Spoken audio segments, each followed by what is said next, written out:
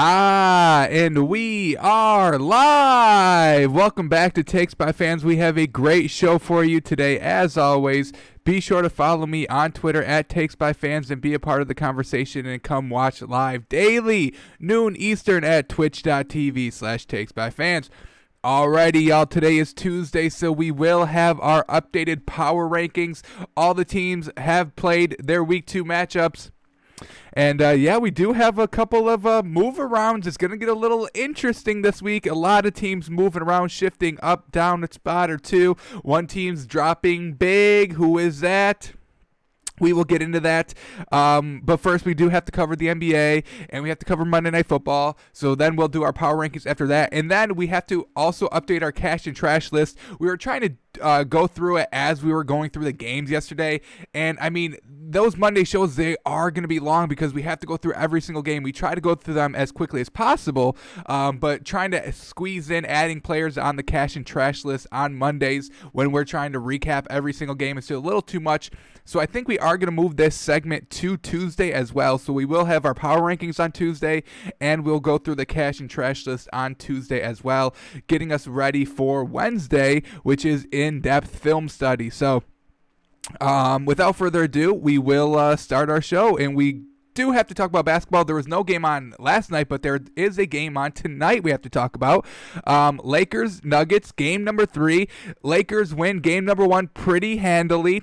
First quarter was a little close, but then the Lakers ran away with it quarters 2, 3, and 4. Really not even an issue in quarter number 4. Jokic and Murray were on the bench the last half, like the last 8 minutes of the fourth quarter. So game was already over. Game was out of hand. LeBron and Anthony Davis did their thing, and then game number 2 was a little bit closer. Game-winning bucket by Anthony Davis, the 3-point shot with the second left on the clock to win by 2. Absolutely fantastic. So when we're looking at game number 3 and how we're going to approach it, we know the Denver Nuggets can keep up with the best of them. They went to 7 with the Jazz.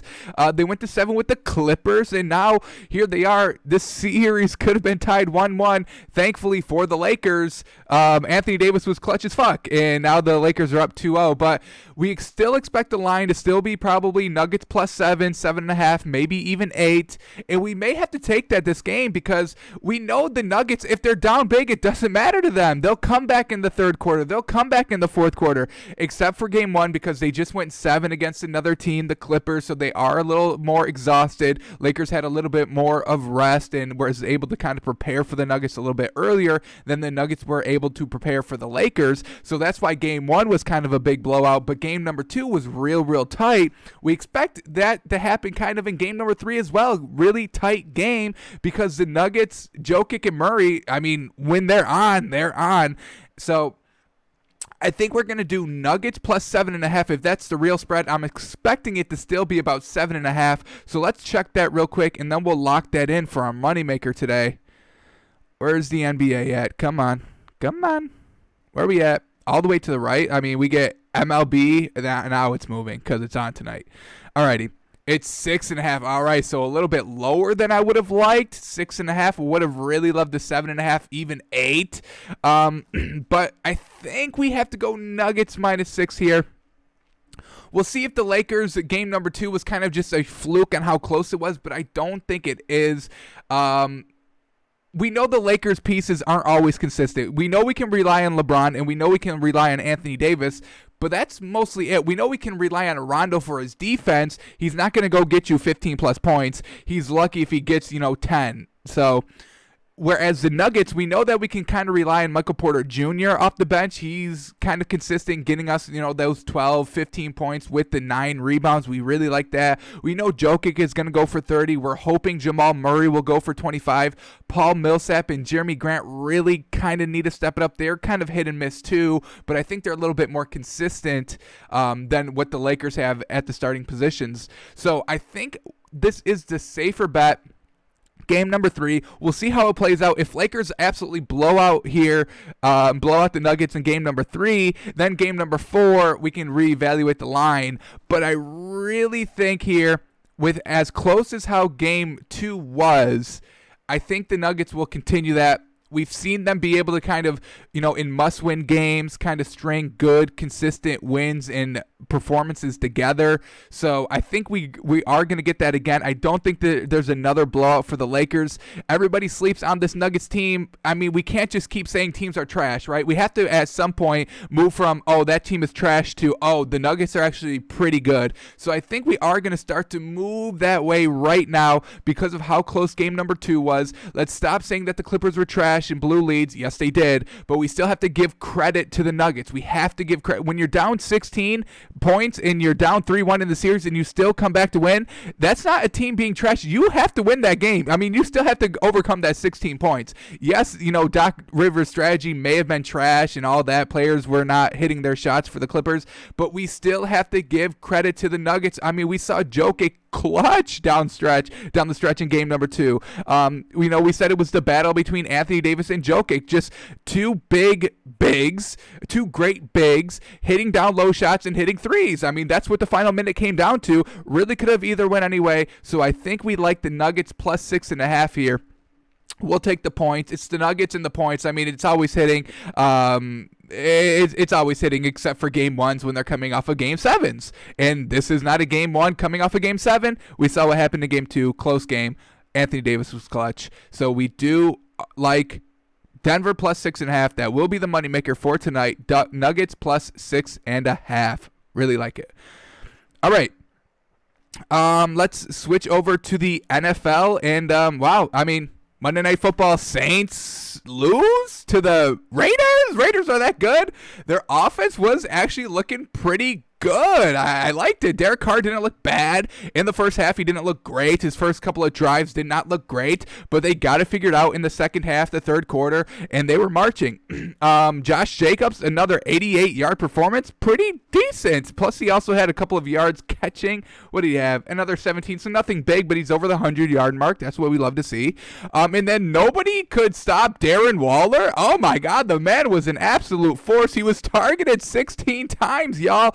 Caught 12 of them, 103 yards, and a touchdown. The Saints defense really had no answer for Waller. Is that concerning?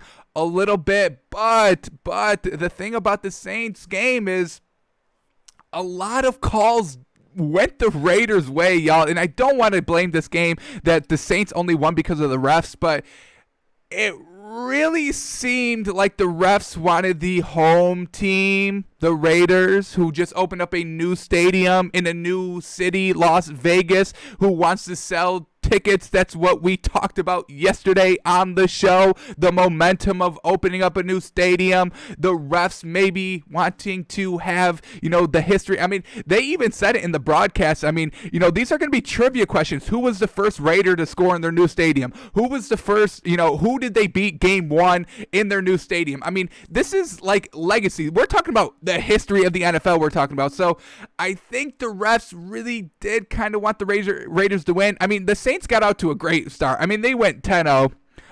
Could have tried to go up 17-0. But they had a punt, 3 and out. Not great. But then we really start to see some questionable calls. Where was it? The third quarter? Was it the third quarter? I think right here. What about, was it this drive? Yeah, I mean, look at, so right coming out of halftime, third quarter, Raiders were able to tie up the game going into half. Well done. Job well done to them. But then the calls start to get a little wonky for me. Raiders first drive out. They get a 20-yard pass interference penalty. I didn't like it. We'll watch it. Let's watch this one right now. We'll go through them as we're talking about it. Let's see. Maybe, am I wrong? Let me double check. But watching the game, I'm just like, damn, Saints are not getting any breaks. You're calling that? That was a little questionable. I think that's a play on, but they called it for the Saints, or they called it for the Raiders on the Saints defense, and then they were calling it for the Raiders on the Saints offense as well. Let's just look at the penalties to let y'all know I'm not really tripping too much. Penalties. Saints had 10. Raiders had 3. That's a big difference, y'all. A plus of 7 penalties for the Saints. I mean, those are drive killers. One pass interference call defensively is a drive really momentum switcher for the offense for the Raiders.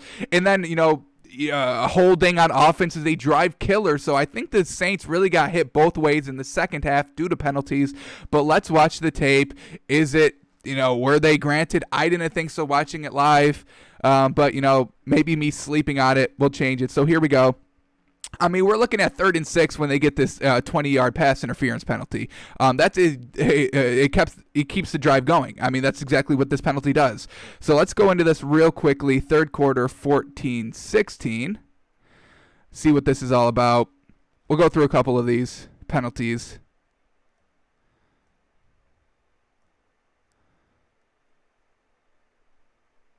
$14-16, is that what it said? 3rd and 6, here we go. Gonna get a pass interference call. Gonna keep the drive alive. I mean, we're gonna have to see it from a different angle. This where he had his hand on the hip of the receiver, and I think they said that he turned him or something. But we get the pass interference call on Lattimore, number 23. Let's see this. Come on. Break it down in slow-mo. I know they do. Here we go. And we'll break it down even slower. Don't tempt me. I'll double slow this. I'm not above the double slow. So right here, great. Running with them. This is both hand mutual fighting. Nothing bad here. Both hand mutual fighting. This is good. A little bit of a grab here, but he's grabbing him. I don't know if he grabbed him. I think he let go, man. I don't know if I really like the call. Let's go back a little bit. Let's watch it in full speed. I'm not saying he's not having his hand on the left shoulder of this man, or the right shoulder, but he does let go. I mean, as the ball gets there, he goes and plays the ball. I think that's good defense. Yes, there's a little hand fighting, but that's both ways. I don't think you call that. I think the Raiders really benefited from that call. I mean, from the calls of these refs here. That's one of them. Not a big fan of the call. I think that's just good defense, to be honest. I think that's real good defense. As the ball was coming, he takes his hand from that right shoulder and goes and plays the ball. So not a big fan of that one. That ends up going a touchdown. The drive continues. I mean, that would have been 4th down. The pass is incomplete. That was 3rd and 6. Pass incomplete. No penalty. They have to punt. So now we're talking about a different game, but instead we're talking about the Raiders' touchdown. All right. Now, how is the penalty going to hurt the Saints on offense? Well, look at this. 10-yard penalty. What do we got? Offensive holding. Okay. And then 2 plays later, another, what do we got? Offensive holding, okay, and then another one. What do we got here? Illegal blindside block. So 3 penalties on this one drive for minus 25 yards. That's a drive killer, y'all. You cannot drive when you're being backed up 25 yards. So let's watch this drive and really kind of see. This is where the momentum really started to shift. They were already tied at halftime. Coming out, penalty goes the way of the Raiders. They're able to cash in a touchdown, and then 3 penalties go the way of the Saints offense, or go the way of the Raiders against the Saints offense, and they just can't recover. So now momentum has fully swung to the Raiders. So let's watch this here. We'll just watch this drive really quickly. What do we got? 3rd quarter, 9:58. Go here to the 9:58 play, and we will watch the drive just real quick. We'll go through it. Classic starting position at the 25. Everything's good. Ready to kind of answer from that touchdown. First drive out of the half for the Saints. Look at Alvin Kamara gashing the defense. Perfect. 15-yard pickup. I mean, and then we see Darren Waller. I mean, look at this man. Absolutely fantastic throughout the entire game. Give that man some credit. All right, here we go. 1st and 10 again. Set up screen. They call holding on this play? No, they're driving. They're at the 40. They're at the Raiders 40. This team is driving, man. They're driving.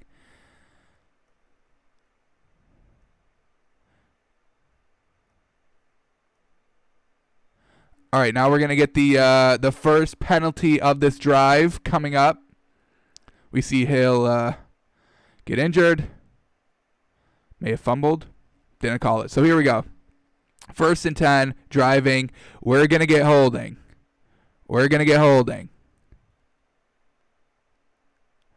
They're saying he was down, but they're saying there was some offensive holding. Who did it? Who did it? Who did it?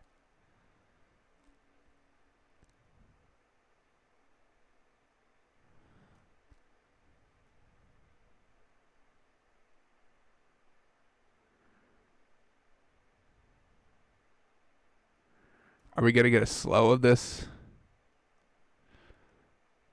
Yes, right here. Okay. Holding on this play. Where's the holding? Right there. Okay. I can get behind that one a little bit. He was hooking him from the back. That one's not bad. That one's not bad. All right. I'll agree with that one. You've got me. You got me on that one. But now 1st and 20. Let's see what they do. Quick little dump off pass. 2nd and 15. They're still driving. They're still driving. Here it is, the 2nd and 15 play. Alvin Kamara, they're in field goal position, but a flag. Is this one the illegal blindside block, or is this another offensive holding? Another offensive holding. Come on. Come on. Another 10-yard penalty. Back them up. 71. Let's get this replay, shall we? Here we go. Where's the hold? Let's see if we see it.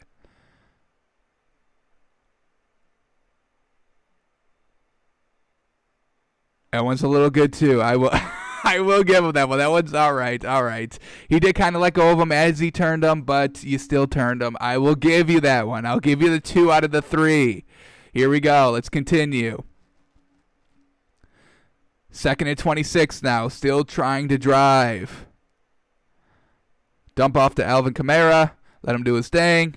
He picks up some good yards, but oh no, the illegal blindside block. This is what they call it. They would have had 3rd and 10. That was like a 15-yard pickup. That was nice. That was nice. But once again, another penalty is killing the Saints. Let's see if we agree with this one. I don't think I do agree with this one. I'll give you the holding, but I think if I remember this one right, this one's a little iffy.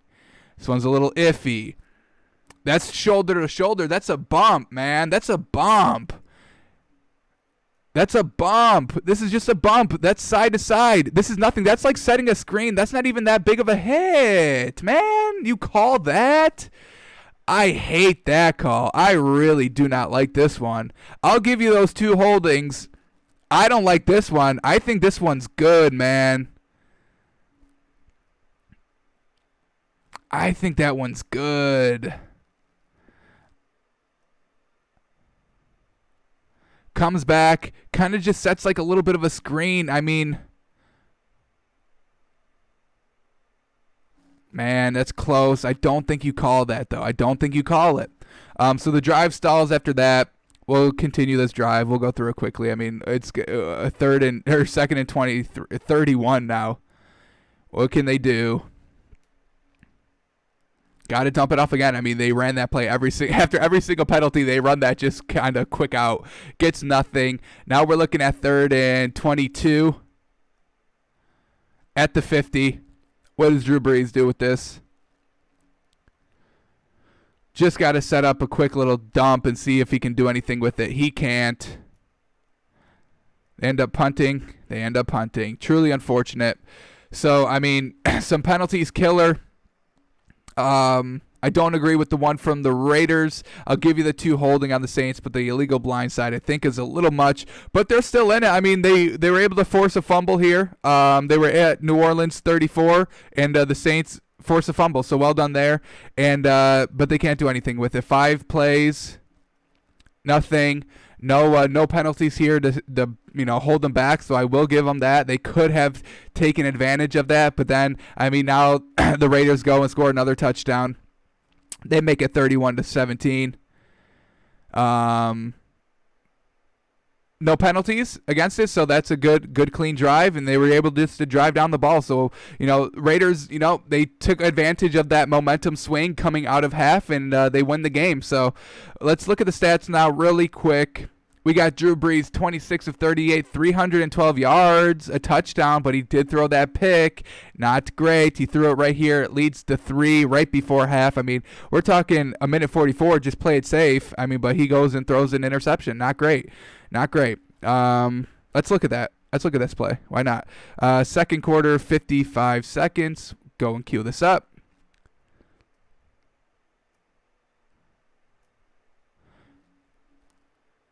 Here we go. 1st and 10. Driving the ball.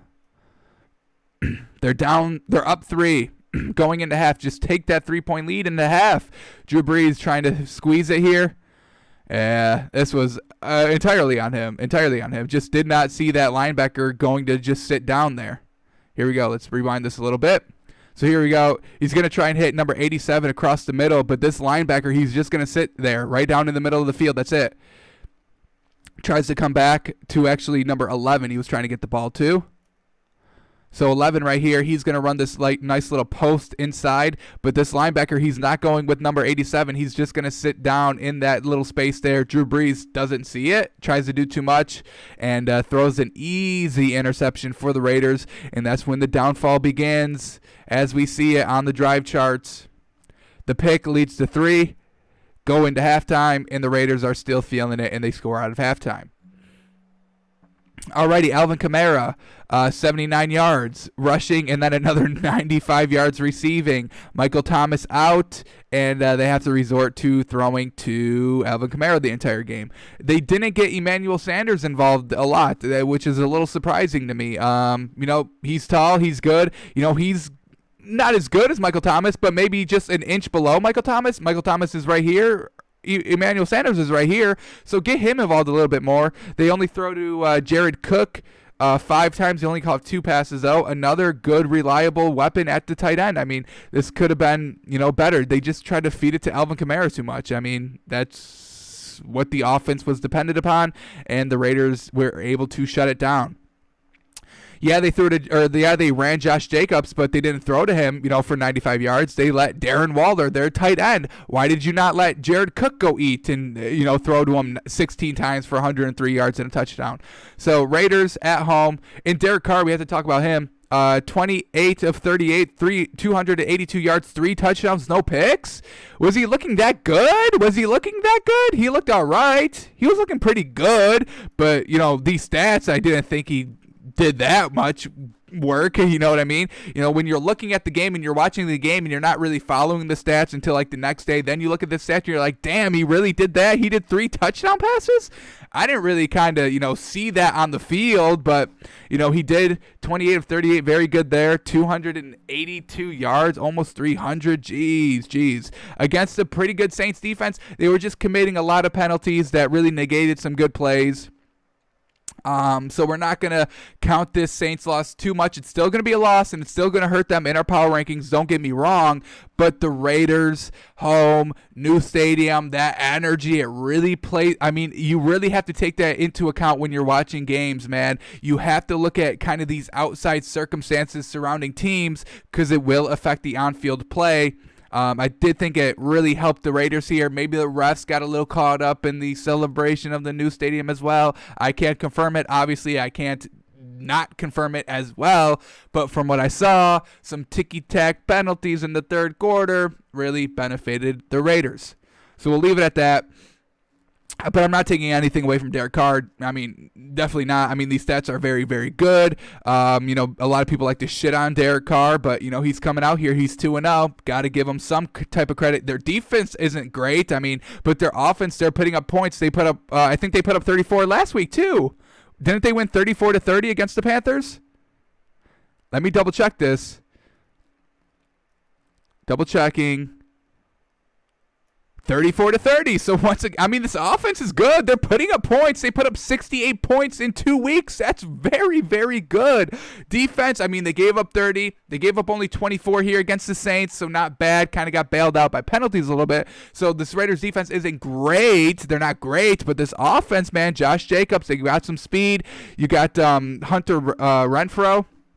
He was pretty good. You got Darren Waller. Nobody could guard him at the tight end position. So, and they got Henry Ruggs III. Didn't get him involved this game, but they've got some speed. They got some good pieces offensively. Their defense, I mean, when you're watching it, you're just like, they're just getting carved up. When it's like 1st and 10, and the Saints aren't backed up, 3rd and 31, you're just thinking like, man, like if you watch any of these first drives by the Saints, you're just like, jeez, this Raiders defense is really, truly awful. Let's go through this one real quick. This will be the last one. Let's watch an early drive by the Saints that really highlights how really not great the Raiders defense is. So let's look at this just real quick. We'll go through it real quick. Then we'll get to our power rankings. So here we go.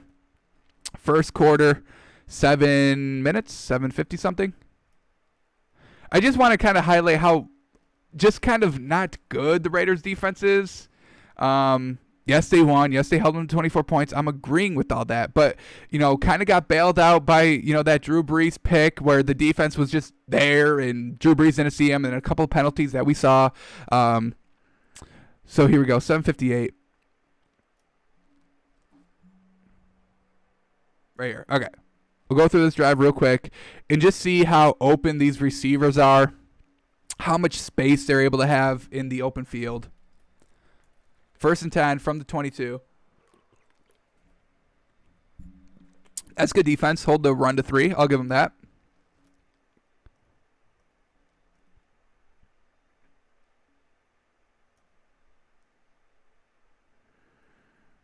Oh, and there was holding on that play against the Saints. Wild, right? Or was that against the Raiders? Might have been against the Raiders. Interesting. So that was their one early in the game. All right, 1st and 10 now. Alvin Kamara able just to run through their entire hole, picks up 12. Run defense, not so great. I mean, we saw Alvin Kamara really gashed them, rushing the ball and catching the ball.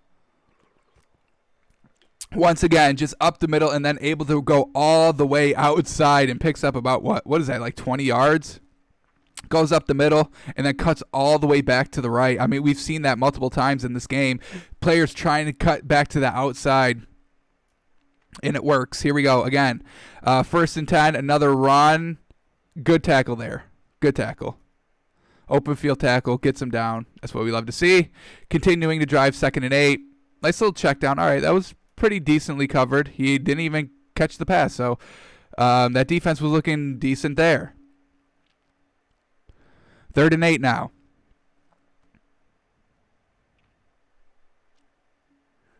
Right there, wide open, right over the middle. Can't bring him down, and then he escapes all the way out to the outside. Again, we saw Alvin Kamara do it. Rush up the middle, get to the outside. He catches it right in the middle field. Nobody can bring him down. He goes to the outside, gets down into the red zone.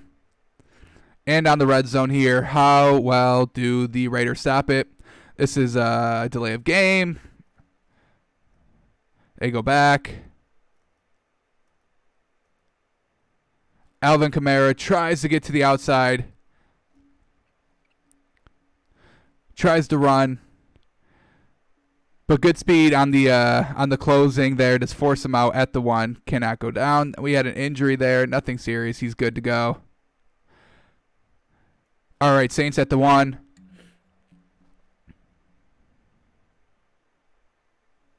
Can't power it up the middle. That's good. That's a good stop there, but it will eventually break down. Goal line defense is very, very hard, and I just went back a lot. They score. We'll stop it there. Actually, I just got right back onto it. Let's watch it. Here we go. Following play. Right up the middle. Alvin Kamara. Can't stop the speed. So, overall, this Raiders defense wasn't looking great. I mean, whenever the Saints were on the field, you were like, oh, the Saints could just easily drive down the field, at least in the first half until they lost all momentum. You're just like, oh, they're going to go and score. They're going to go and drive. This defense really can't stop them. But I give the Raiders some credit for, cutting it out. Gave up 10 points early on the first 2 possessions, just kept at it, and goes to win, really, 34-24. So, well done to them. Alrighty, so since all of the week 2 matchups are on the books, we can get to what y'all came here for, the power rankings. Alrighty, we'll start at number 10, count our way all the way back up to number 1 to see who is still the top team, in my opinion, through 2 weeks. So here we go. We will start at number 10. Number 10 does not belong to the Patriots anymore. Will they move up or will they move down? That is the question. But the Titans will be the new number 10 seed. So they drop from number 8 down to number 10. So let's get them in their rightful position. Alrighty, let's talk about them for a quick second. Tennessee, I'm impressed. I did not think that they could put up 33 points. They did. I'm pretty impressed by that. I will give them that. The one knock on them, why I'm moving them down a little bit, is that their first 2 weeks haven't been really against anybody. Their first one was against the Broncos, week 1. All right, you win it. Very well done. On the road, tough game, but you win it. I'll give you that. And then week number 2, they have to go and face the Jags, and they gave up 30 to Gardner Minshew. All right, not great. I mean, as I said, they put up 33 points. I can definitely respect that. I did not think that they were capable of putting up over 30 points in a given game, to be honest. You know, they're a lot of running team, and that Ryan Tannehill kind of be a game manager after that. After the run is already established, everything, the defenses are kind of pushed up a little bit more. Take your deep shots, take your medium shots, and Ryan Tannehill is the perfect quarterback to do that. I'm not knocking that. But you give up 30 against the Jags. That's a little concerning. Your first 2 games were kind of easier than kind of what everybody else has faced. I mean, we've seen some teams having to face the Texans and the Chiefs. I mean, the Texans had to face the Chiefs and Ravens weeks 1 and 2. I mean, you can't get much difficult than that, right? So Titans taking advantage of that early easy schedule. I'm all about that. Definitely, you know, I would want to face easy teams those first 2 weeks. I'm not saying that as an insult to the Titans. I'm saying that this is facts. Your first 2 games were against the Broncos and the Jags. Nothing great, solid competition, but compared to some of these other teams, Texans facing Chiefs and the Ravens, Seahawks having to face the Patriots and those Falcons, the Falcons having to face the Seahawks and the Cowboys. I mean, some teams are getting really boned over having tough schedules. Titans taking advantage of the easy schedule. They're 2-0. I respect it, but giving up 30 to Gardner Minshew, I'm not ready to buy into this Jags team just quite yet. I know there's a lot of hype around this team. They're putting up points. They're in games when they're losing all their defensive pieces, and they're riding with Gardner Minshew still. So I'm knocking the Titans a little bit for allowing 30 against the Jags and not not a tough schedule. So we will move them down to number 10 in our power ranking. Still like what Ryan Tannehill is doing offensively. Still love what Derrick Henry is bringing to the table at the running back position. And still overall the offense is still pretty good. So we will move the Titans down to number 10. Alrighty, we have a new number 9. The Cardinals are no longer number 9. Will they move up? Will they move down? You'll have to find out. Here we go. Our new number 9 is the Pittsburgh Steelers. So once again, they're taking a little bit of a step back. I'm still big on the Steelers. Don't get me wrong, y'all. I'm still big on this team. Just the teams ahead of them have faced a little bit better of competition through 2 weeks. We still love Pittsburgh's defense. Big Ben is still proven that he's still got it, so no worries there. And I'm also not penalizing them too much against this Broncos team in week 2 because they were preparing for Drew Lock. They were preparing for Drew Lock. Once again, kind of like with the Chiefs, we're not penalizing the Chiefs too much for their loss because you're preparing for Tyrod Taylor last second, switch out to the rookie quarterback, Justin Herbert. That's what happened against this Broncos team. Drew Lock goes down because of great defense. I mean, they sacked him. They forced the fumble off Drew Lock. Unfortunately, he did get injured. Unfortunate, but that was still a great play by the Steelers defense.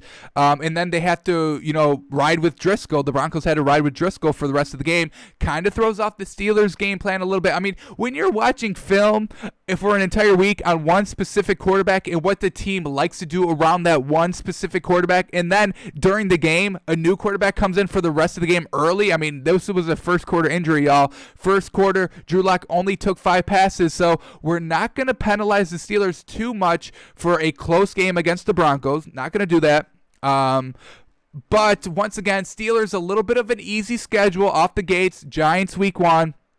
Broncos here week 2, little bit of easier talent, but still the Steelers are still looking good. Their defense is still looking very good. Big Ben is still looking good. So we're not trying to penalize these teams facing easy teams these first 2 weeks, but we do have to kind of give some more respect to the to the teams where are we at? Numbers 8 through 1 that had to face a little bit of tougher teams and still getting the wins in these first 2 weeks. So we still love we still like the Titans. We still love the Steelers. They're still number 9, but we have to penalize them, move them back just a few spots. Steelers go from 7 to 9. Titans go from 8 to 10. But when they have to face these better opponents, we can definitely start moving them back up the power rankings if they're winning those games. Alrighty, number 8, new number 8, no longer Tennessee spot. Who's overcoming them? We are moving. This is our first big jump of the season. First big jump of the season, y'all. Here we go. Y'all ready for this? The new number 8 is the New Orleans Saints. All right, yes, they dropped from all the way to number 2 down to number 8. I'll tell you why. I will tell you all why. All right, their defense, they play very aggressive and they take a lot of penalties. We saw that last night. They took a lot of penalties. I didn't like how Drew Brees was kind of playing when everything was not going his way. We saw them get out to a good early start, 10 straight points. They're up 10-0, but then the Raiders start to score. Their offense starts to stagnate a little bit. The Saints offense, they throw a very bad pick before half, switches all momentum, and they just can never get it back. I'm not going to, I talked about, all those kind of penalties, but that's really no excuse. We still can't make excuses. Yes, that's kind of what I believe happened. Some penalties going the Raiders' way, which made them win, but still, you have to kind of overcome just a little bit better than what y'all did. And plus, their defense really could not contain Waller. I mean, this man was roaming the field free on every single play. Don't know what the Saints were kind of thinking there, but just leaving a man open over and over and over and over and over and over and over and over and over and over and over again. I mean, he was making some good catches, some good strong catches, but still, when one player is eating y'all's team, I mean, look at this. Yes, Josh Jacobs was running decently, but still, only Darren Waller was the one catching passes out here. 16 targets, y'all. Who do you think he's going to? He's going to the tight end. They just could not stop it. So we are going to move the Saints all the way down to number 8. They're 1-1. We have to give some respect to some 2-0 teams, some teams that looked a little bit better against. I'm not buying the Raiders yet as a good powerhouse team. So Saints at number 8. I think it's fitting. We'll see how they bounce back. I'm sure they will. I'm sure they're not going to be at number 8 for a long time, but this is kind of a substantial loss for them. The Raiders, are we buying them yet? Are we buying them yet? Not just quite yet. Me personally, but we'll see how they do. They are 2-0. They are 2-0. I should give them a little bit more respect. I'll spoil it right now. They're not on the top 10. They're not on the top 10. I'll have them, outside looking in, probably about number 13, maybe 12. But definitely need to see maybe one more week of this Raiders team. Their offense is good, putting up 34 points consistently. I'll give them that. But some defenses, I mean, all the teams on this list has good defenses. So, I mean, we need to have that, yes, good offense, but also that good defense. I don't think the Raiders have it just yet. Want to see them one more game. We'll see how they do. But we move the Saints down to number 8. Alrighty, new number 7. We know it's not the Steelers because they dropped down to number 9. Our new number 7. We took them off a little earlier of the list. The Arizona Cardinals. Ooh, boy, I love what Kyler Murray is doing offensively. This offense, it's really fantastic. They blew out the Washington football team. I know. They're not that good. Week number 1, the Cardinals had... Who they have week 1? The 49ers. They had the 49ers beat them pretty convincingly. I loved that win on the road. Then they come back. An easier game against Washington at home, and they do exactly what you wanted. They were up 20-0. They were up 20-0. Game over at that point. Halftime, up 20-0. Don't want to hear anymore. Oh well, the Washington, they still put up 50. The game's over, y'all. The game is over. Dwayne Haskins was not able to move the ball the entire first half. The defense is still good. Kyler Murray did throw an interception. Would like that not to happen, but still, this offense: Kyler Murray, Kenyon Drake, DeAndre Hopkins, reliable Larry Fitzgerald. and their defense getting it done too. I mean, you're shutting out a team in the first half. That's pretty good. Yes, it's against Washington, but still pretty good overall. So we are going to respect the 2-0 Cardinals here and put them at number 7. All right, number 6. Oh boy, no longer the Ram spot. No longer the Ram spot. Don't worry. They're still on the list, y'all. Don't worry. But we are moving a team up. They were number 10, but we are going to move them up to number 6 here. And number 6 is the New England Patriots, y'all. I was so impressed on how well they played Monday or Sunday Night Football against the Seahawks. Close game. I did not think the Patriots were going to put up 30 points. I did not think that was going to happen. Pleasantly surprised. Cam Newton throwing the ball a lot more than he was running. Didn't think that was going to happen. He threw the ball 40 times. And he was looking good. He was pretty accurate, very well done, put up the yards. He did have an interception that kind of cost the team, but so did Russell Wilson. He overcame it. Unfortunately, Cam Newton at the 1-yard line couldn't get it done, but I'm very impressed with what I saw from New England. Their offense, they were able to put up 30 against the Seahawks defense, who I am big on, at New England on the road, so we will move them up. Yes, they lost. Yes, they're 1-1, but I really, really, really was impressed by how well they played against Seattle. I really did not think the game was going to be that close, y'all. I thought it would probably be maybe like 30-20 Seahawks, but the fact that the Patriots put up 30 points, this offense is still very good. They weren't, so reliant on the read option, which they were kind of against Miami, so they kind of switched it up. I like to see that, and I like to see Cam Newton throwing the ball more and kind of running as an afterthought instead of, running being a main part of his game. So I'm very impressed by the Patriots. We are going to move them up to number 6 on the list. They were number 10 coming into this week. Alrighty, number 5. All right, moving the Packers. We have to move up the Rams one spot. I mean, they have not had, like, the easiest schedule. They had to go and face Dallas week 1. They were at home for that close game, but they win it. And then they have to go on the road to Philly. We're not big on Philly, but we don't think Philly's one of the worst teams in the league. They may be, but don't think the Eagles are that bad. Don't think they're that good either. But the Rams on the road get it done kind of convincingly. I mean, they kind of won the game pretty early on. We look at this. What was it at half? What was the score at half? They were up 21-16 at half. Kind of just ran away with it there. A late interception. They start to, pick on Carson Wentz throwing interceptions. Cashes in, scores off of them. And they end up winning 37-19, so well done there. Big into Jared Goff. Their weapons are fantastic. Robert Woods and Cooper Kupp both getting paid. You love to see it. And they're not, not tied down with Todd Gurley anymore. So we got Darrell Henderson coming in. 81 yards rushing, so well done to him. Not really missing Todd Gurley too much, and they still have Aaron Donald up front, and they still have Jalen Ramsey in the backfield. So really, really big on this Rams team. We will move them up one spot. They were at 6 last week, up to 5 this week.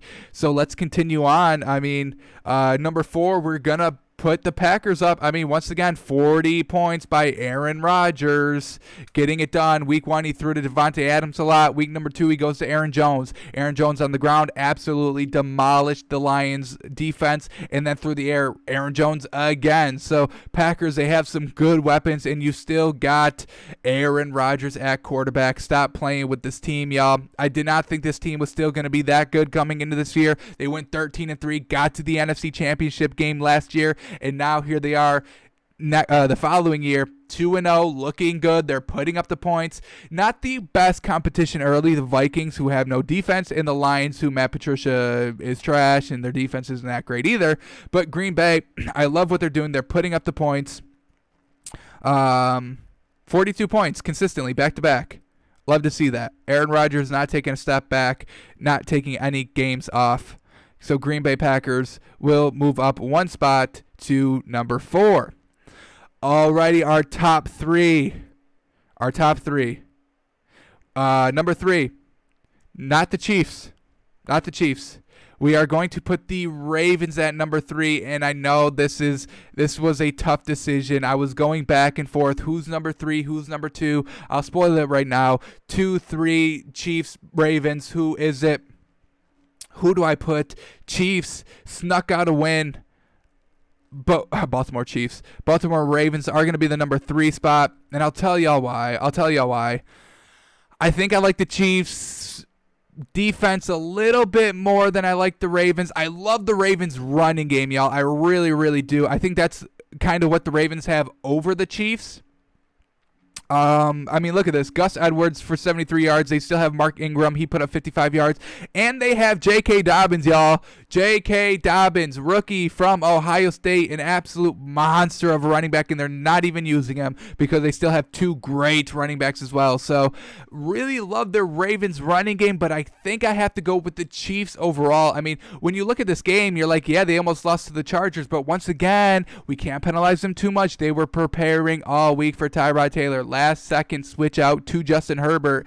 And yes, the Chiefs weren't playing good all game, but they're able to just to be clutch. I mean, literally the last 3 Chiefs touchdowns or last 3 Chiefs drives were all so freaking good, methodical. I mean, literally like a 50-yard pass. How long was this?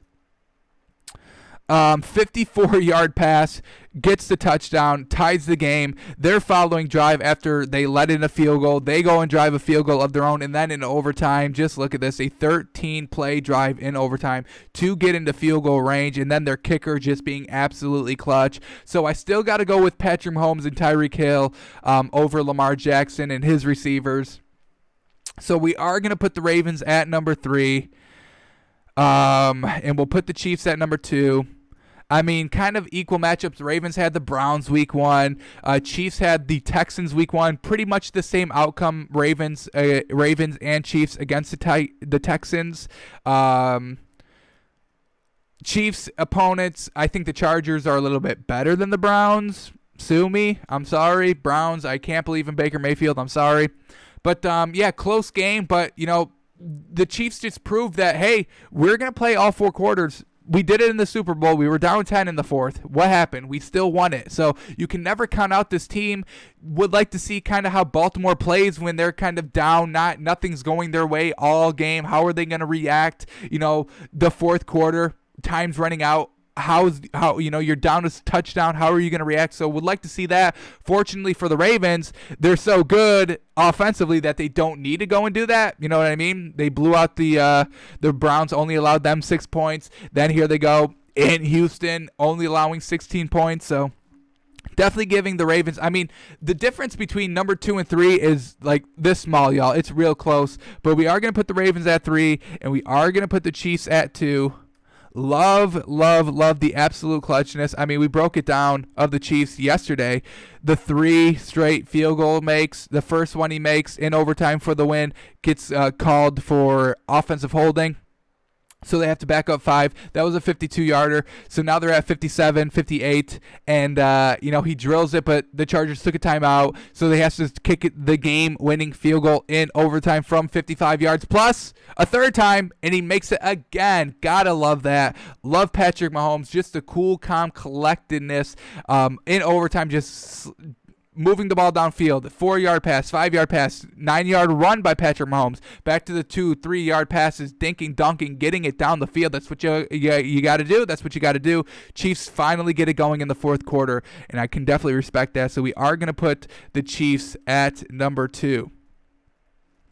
Alrighty, so this isn't going to be a big surprise at number 1, but I got to leave the Seahawks at number 1. I think their first 2 weeks this year have been very tough. Atlanta's offense is very, very good, y'all. They're putting up the points. They're putting up the yards. They have weapons everywhere. Julio Jones, Calvin Ridley. You still have Todd Gurley, who's not great, but an effective runner for this Atlanta offense. And then they had to go and face New England, which was a very close game. Yes, they gave up 30, but that bend don't break, that goal line stand on defense, ooh, boy, you can't get any better than that. Gotta love it. We are going to keep the Seahawks at number 1. Russell Wilson is absolutely murdering the league right now. 9 touchdowns in 2 weeks, 1 interception. We saw the pick 6, but he was able to overcome that, throws the pick 6, and then throws 5 touchdowns for the rest of the game and wins it. What other quarterback can do that? Start off the game throwing a pick 6 and then going to throw 5 touchdowns. We saw Tom Brady throw, a pick 6 week 1, and he couldn't get it back together. So we love the Seahawks still. Got them at number 1. I love Russell Wilson. The Seahawks defense is bend but don't break. Yes, they're giving up a lot of yards, but they held Atlanta to 25, holding New England to 30. It's a little much. I really would not like to see another 30-point performance dropped on Seattle, but just the way that Russell Wilson is kind of able to rally the troops, I love it. They're the best team. They faced probably the hardest 2 weeks of the top 4. I mean, Chiefs faced the Chargers week 2, and the Ravens faced the Browns week 1. So, and the Packers faced the Vikings and the Lions. And the Rams were facing good opponents, at least week 1, but then they had to face the Eagles week 2. And the Patriots faced Miami week 1. And the Cardinals faced, Washington week 2. And the Saints had a difficult schedule, but they just lost to the Raiders. And the Steelers had some easy competition. So has the Titans. So hard competition early for Seattle, getting it done, winning those games, finding ways to win. Bend but don't break defense. So we are going to continue having Seattle number 1, and you have the best quarterback in the league, Russell Wilson. Do not want to hear any more about it. So this is going to be our top 10. Probably some teams outside looking in. Let's look at the teams that are not on the list, and we'll tell you why. Bills. Yes, Josh Allen threw for 4 touchdowns and 400 yards. It was against Miami. Not going to knock it, but it was against Miami, and it didn't really look like a 417-yard game. You know what I mean? You ever watch a game and then you look at the stats? I mean, we talked about that watching the Raiders Saints game last night. Just kind of when you're watching the game, it looks a little bit different than when you look at the stats maybe the following night or the next day. You're like, hang on, that really happened? Oh, yeah, I guess. He had that one big yard run, but then it was just a lot of if and that, blah. Not really too much. So, don't get, too blinded by the stats. Bills not facing a lot of good teams early. Had to face Miami week 2. But they are kind of outside looking in. I would probably maybe put them at 13 maybe. Their defense, those 2 linebackers being out, are big on them. Jets, Dolphins, obviously nowhere near the top 10. Chiefs, definitely, they're number 2. Raiders, definitely, they can be on my radar now. Their offense is good. They're putting up 30-point plus consistently. That's what I want to see. Definitely want to see maybe at least one more week of them. They're probably number 12. I may put them above I'm not going to put them above the Bills. I'm not going to do that. I do like the Bills defense still, even without those 2 linebackers out for the Bills. I still like their defense better than the Raiders. So I probably do have the Raiders at 13 and the Bills at 12. Raiders at 13, Bills at 12. I do like it there. Chargers, they just don't. I don't know. They just can't win games. They have some good pieces offensively, defensively, but they just can't win games. They're probably 15. Not even worth talking about. Broncos, 0-2. Not going to talk about them. Ravens, Steelers, both in the top 10. Browns, Baker Mayfield's got to show us something. He's got to. Bengals, obviously 0-2. Joe Burrow's a work in progress. They're not going to be in the top 10 unless they start rattling off some good wins, and Joe Burrow's looking good. Titans, yes, 2-0. They're in the top 10. Jags, we got to see more of them. Gardner Minshew, I don't think he's going to be successful in this league. Week 1, he went 19 of 20, but a lot of dink and dunk, not even 200 yards. And week number 2, he did throw 200 yards and a lot more than 20 passes, but they lose the game. And he throws an interception on a potentially game-tying or game-winning drive. So that can't happen.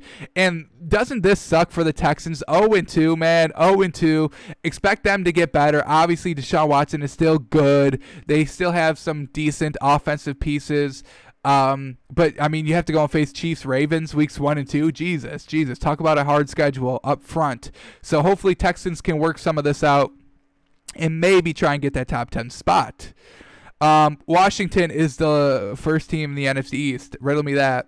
Riddle me that. I don't care. Cowboys are probably around maybe my 11th team. Maybe 11.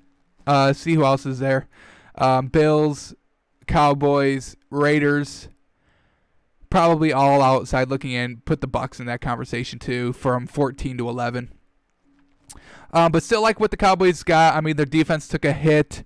They were lucky they recovered the onside kick, or we'd be talking about 0-2 Cowboys not looking too great. But still their offense is very, very good. Same thing with Atlanta. Gotta, got to still have them outside looking in.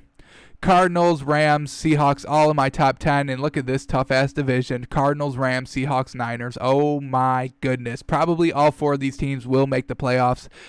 We have an extra team in each conference making the playoffs. So, you can have 4 teams from one division in the playoffs. So this is probably going to be the case. Look at the talent. Look at the rosters. Look at them on my top 10.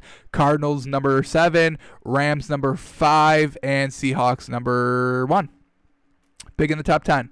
49ers took a lot of losses. We saw, their quarterback, Nick Bosa, and Raheem Mostert all getting injured. Not great. Going to be out for Nick Bosa's out for the season, and Garoppolo's out for a couple weeks. Same thing with Mostert. So not going to be great for the 49ers, but they can come back. They can bounce back. They got the team. They've got the coach to bounce back. Packers 2-0. They are my number 4 team. Still stand by that. They're still good. Aaron Rodgers is Aaron Rodgers. And look at this. Bears 2-0, but look at who they faced. I mean, bailed out week 1 against the Lions, and then they faced the Giants week 2. So not buying into them as a true 2-0. Mitch Trubisky, not looking good. Not even looking good in their win. We broke down that film. Vikings, yes, they're trash. Kirk Cousins, not good. And their defense is so trash. Jeez, they're so trash. Vikings 0-2, Lions still trash as well. Saints, they're 1-1, and we dropped them all the way down to number 8. I think it's deserved. You can't lose against the Raiders unless the Raiders are good, which possibly could be, but definitely, as I said, I want to see a little bit more of them. And the Bucs and Falcons, they can definitely be outside looking in. Falcons have had a tough schedule. Their defense is not good. I will give you that. They gave up, 36 against the Saints. Nope, against the Seahawks, and then they gave up 40 against the Cowboys. So their defense is not good, but their offense is very, very, very good. But definitely outside looking in. The 0-2 start's not great for them, obviously, but we'll see if they can try and bring it together here. Definitely tough opponents in the division with the Saints and Bucs. But Falcons, I mean, if they clean up their defense just even a little bit, they're looking good. All right, so once again, just to reiterate, our top 10. Titans, number 10, just need to see them face a little bit more better competition. Steelers, same thing. Number 9, got to see them play better competition. But what we've seen so far, I really, really like of the Steelers. Saints, they lose last night. Not great. Really, when everything wasn't looking, going right for them, which it was in the first quarter, they seemed to panic and not able to move the ball. That's not good. Plus their defense, they penalize a lot. We saw it. So Saints dropped down to number 8. Cardinals, love Kyler Murray, love this entire offense. Defense gotta, still kind of prove themselves, but Kyler Murray is kind of proving himself in year number 2 now, and really like their offense. Their pieces on offense really are just stacked. So put them at number 7. New England Patriots. Yes, they lose to the Seahawks, but it was a very, very closer game than I thought, and I respect what New England's offense is. Wanted to see Cam Newton throw the ball more. That's why they were at number 10 going into the week. Yes, they beat the Dolphins week 1. But it was a lot of read options. They kind of got away from that against the Seahawks and had Cam Newton throw 40 times. That's what I want to see, and he did decently. So we moved them up to number 6. The Rams love Jared Goff, love Sean McVay. They're scheming now, not held back by Todd Gurley, and had faced the Cowboys week 1. That's a good win for them. Then has to go on the road in week 2. That's never easy going on the road, and they win pretty handily in the second half. So love that. Packers, I mean, Aaron Rodgers is putting up 40 points in both games. That's fantastic. Getting it done with Devontae Adams, now getting it done with Aaron Jones. Diversity in the offense, love it. Move them up to number 4. Ravens and Chiefs, pretty much the same team, but we go with the Chiefs at number 2. Just because of the clutchness, they still had that clutch gene. Love it. Baltimore is blowing teams out. Don't need to be clutch because you're winning early. But you've had the Browns week 1, where the Chiefs had the Texans. The Ravens had the Texans too, pretty much the same score. But the Chiefs show that they're able to adapt in games. We haven't seen that from the Ravens because we haven't needed to see that yet for the Ravens. So really, really close gap here between numbers 2 and 3, but gonna give it to Kansas City Chiefs. I think I like Tyreek Hill a little bit more, and I like their kicker. I mean, yes, the kicker, he's part of the team. We gotta evaluate every position, and he clutch kicked 3 straight times from 50 plus. Love it. But I really do like the Ravens running game. I think they're very deep at running back, and I think if they kind of incorporating the run even more of what they're doing, they would be a powerhouse team. And then the Seahawks, out of the top 10, they've had the toughest schedule outright to start the season. So we are going to give them props for winning games. Defense is looking all right. Bend but don't break. Need to cut that down. Don't want to see another 30-point game. But Russell Wilson says, hey, if shit hits the fan, don't worry. I'll go and win us the motherfucking game. I'll go and score 4 touchdowns week 1. I'll go and score 5 touchdowns week 2. It don't matter. Hop on my back. I got us. And DK Metcalf, don't even get me started. We're going to be watching him tomorrow. Ooh, boy. The man is strong. He's fast. He's reliable. He'll go up and get the ball. Couple of catches. We got to watch DK Metcalf tomorrow. It's going to be fun, but we still have Seahawks at number 1. Alrighty, let's update the cash and trash list. We'll go through this really, really quickly. All right, Patrick Mahomes on here week 1. We are going to keep him just because of those clutch drives in the fourth quarter. Absolutely love it. Let's go through them really quickly. We're not going to watch them. We'll just talk about them. Last 3 drives. Here we go. 6-play drive that resulted in a 54-yard bomb of a touchdown. Absolutely magnificent. To Tyreek Hill. That's why I like this team. And then after the Chargers come off a 10-minute drive, Patrick Mahomes says, hey, we still good. And look at this, 11-yard pass, 16-yard pass, 8-yard pass, 10-yard pass, overcoming penalties, overcoming incomplete passes. On 3rd and 20, Patrick Mahomes scrambles up the middle for 21 and picks up the first. That's clutch, y'all. That's clutch. And then he goes into a 7-yard pass, and then another penalty, moving them backwards, but it doesn't stop Patrick Mahomes because he goes and throws it for 14 yards, and then a 1-yard run to kind of get you, exactly where you want to kick the ball to go into overtime, and that's what they do. They tie it at 20, and they go into overtime, and then in overtime, Patrick Mahomes is not done being clutch. 8-yard pass by Patrick Mahomes. Fantastic. Pass incomplete, 5-yard penalty, but they overcome it. 4-yard run by Patrick Mahomes on 3rd and 3 to pick up the first. Love it. 4-yard pass by Patrick Mahomes. Love it. 3-yard run by Mahomes. 2-yard, nope, that's not Mahomes. So 3-yard run by Mahomes, moving the ball down the field. 5-yard pass, 4-yard pass, another penalty backing them up, and that's when they have to start kicking, and they do hit the field goal to win it. So just clutch drives by Mahomes to move the ball down the field when the team needs it. We are going to leave Patrick Mahomes on the cash list. All right, Clyde Edwards-Helaire. He did not have a great game number 2 here. We saw what he did in game number 1. I fell in love with him. The whole world fell in love with him, but he only follows it up with 38 yards rushing and another 32 through the air. So overall, good, decent performance, but not cash list worthy. We are going to take Clyde Edwards-Helaire off the list. Russell Wilson, 5 touchdowns. That's all I'm going to say about it. He stays on the list. Josh Jacobs, he played last night. Where is that game? Right here. Not a great performance. We saw what he did in week number 1, 3 touchdowns. He still had 88 yards rushing, very good, but no rushing touchdowns. And then he added a couple of yards through the air. Where is he at? Did he not even catch a pass? No, here he is, Josh Jacobs, 17 yards. So still gets over the 100-yard mark. That's what we want to see, but not cash list really worthy like last week. So we do take him off. All right, Aaron Rodgers, I've been debating. He had a very solid game, but we are going to take him off the cash list. No disrespect to him. Still a very, very good performance. 18 of 30, not the best completion percentage, but 240 yards, 2 touchdowns. It's just Aaron Jones, y'all. Look at this man. We did put him on the cash list because of this performance. 168 yards rushing.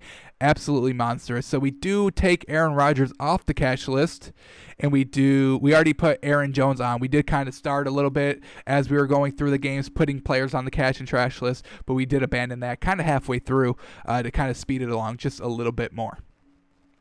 Alrighty, Davante Adams, he was not, the main focus for Aaron Rodgers last week or this week. It was Aaron Jones. Davante Adams, what did he do receiving?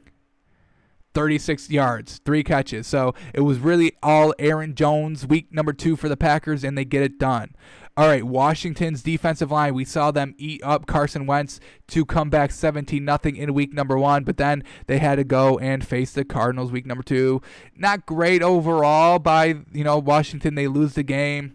We had Chase Young. He had a sack and 2 tackle for losses, but overall the line just wasn't getting it done. Kyler Murray was able to escape it. So we do have to take Washington's defensive line off. DeAndre Hopkins, all right, last player that we do have to, reanalyze here. DeAndre Hopkins, good game, not the 150-yard game that he had in week 1. Cooled off a little bit here. But still leading receiver, 68 yards, and was able to get it done. So caught 8 of 9 balls. Love it. Just not really cash list worthy. Very good, decent performance. Don't get me wrong, but we will take DeAndre Hopkins off.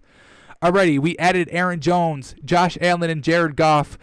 Josh Allen threw 4 touchdowns and 417 yards. It didn't look like he did, but he did, and we have to give him credit for the win. Jared Goff, 3 touchdowns, good completion percentage, very, very efficient. Love it. That's why he was on here. And Aaron Jones, we just talked about it, 168 yards rushing. Plus, how many yards did he have through the air? I know he caught some.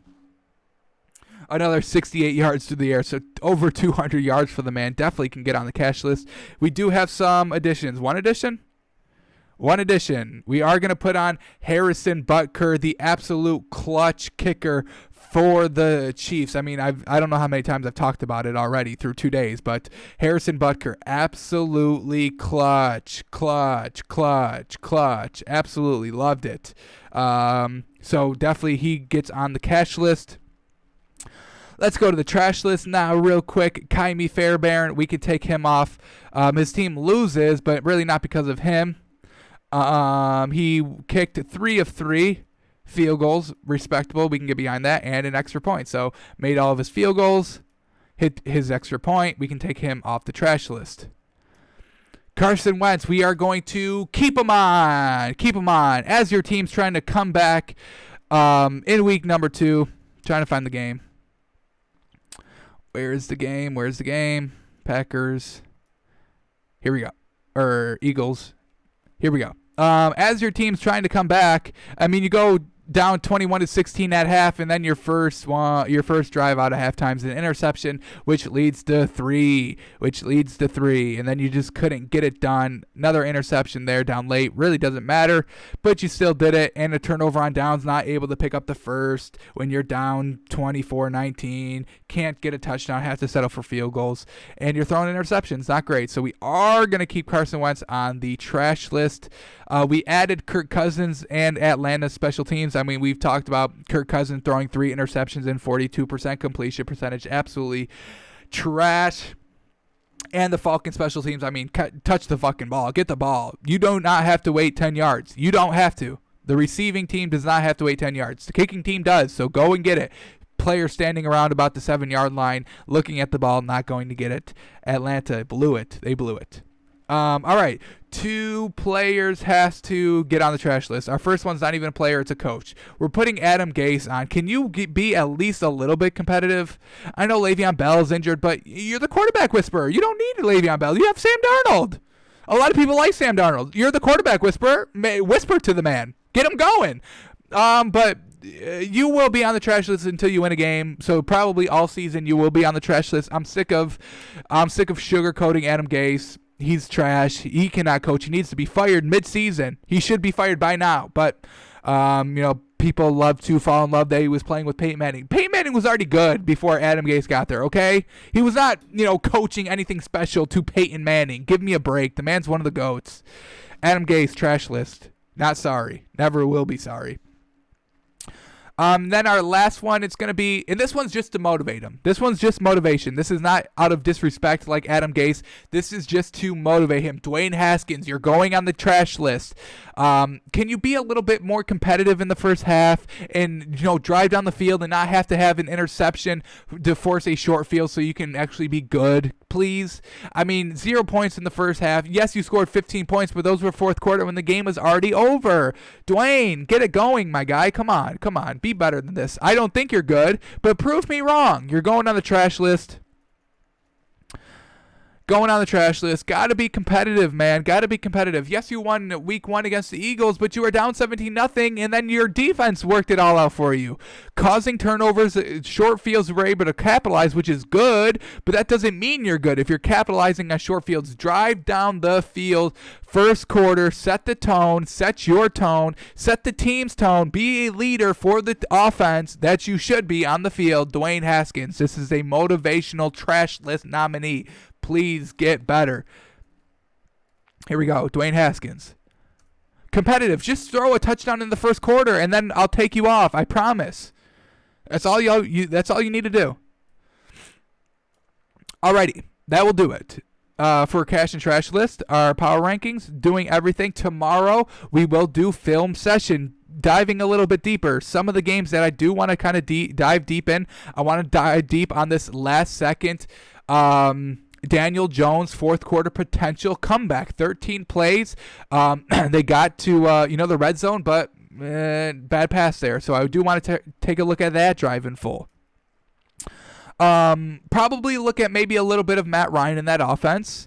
Probably will look at we did one random drive of Aaron Rodgers last week. We'll probably do the same. They're blowing out teams. Let's find out why. How good is Aaron Rodgers looking? Not even going to look at the Vikings or the Colts. Both of these quarterbacks are trash. Maybe we look at Phillip Rivers, maybe. Do want to look at, inspect this 417 yards by Josh Allen. We'll go in this game a little bit more in depth. How well is he looking? Yes, the stats are good, but how well is he looking? Nothing to look at in this game. Monster had an 80-yard run to start out the game, and then players got injured. Maybe we look at Sam Darnold down the stretch. Maybe. He had a touchdown in the fourth quarter. Maybe we look at that drive, but it doesn't matter, does it? Rams, Eagles, want to look at the Rams still. They're on my top 10. I kind of want to show why. Steelers, I wanted to look at their last defensive drives here because they absolutely put the pressure on Jeff Driscoll, and they succeeded. So we will look at the Steelers' defense tomorrow. We'll check back in with Tom Brady tomorrow. We'll look at this game. I do want to see why this one was 63 points. So we will look at both offenses on this game, Titans-Jags. We'll look at a Kyler Murray drive, maybe one. We'll still check in with the Baltimore Ravens because they're still looking very good. What do I want to check in this game? We'll just look at the final drive here, maybe the field goal setting drive, just to reiterate how clutch they were. On Monday, we showed the kicking, the clutchness. I want to show Patrick Mahomes' clutchness. So we'll check that out. Goal line stats, and we got to look at Cam Newton. So we'll focus probably heavily on this Patriots-Seahawks game.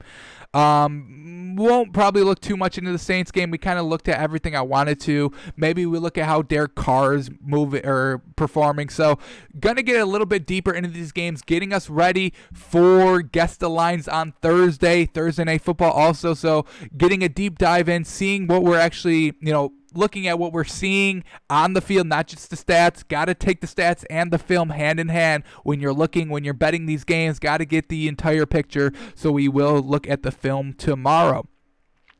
Alrighty, that's going to do it today. Be sure to follow me on Twitter at TakesByFans to be a part of the conversation, and come watch live daily, noon Eastern at twitch.tv/TakesByFans. Alrighty, we will see you tomorrow.